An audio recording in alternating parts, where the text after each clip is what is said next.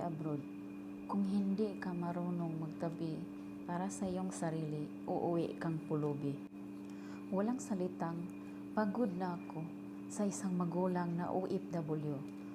Basta para sa kinabukasan ng anak, lahat kinakaya, gaano man kahirap.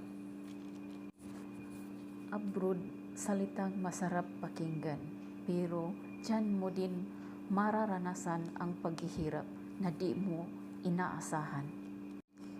Hindi mayaman ang OFW, marami lang talagang nagmamayaman lang at inuuna ang yabang.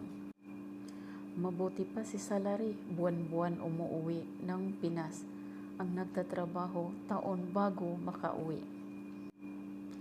Hanggat may Pinay DH na nangingibang bayan ng simbolo ng ating kahirapan,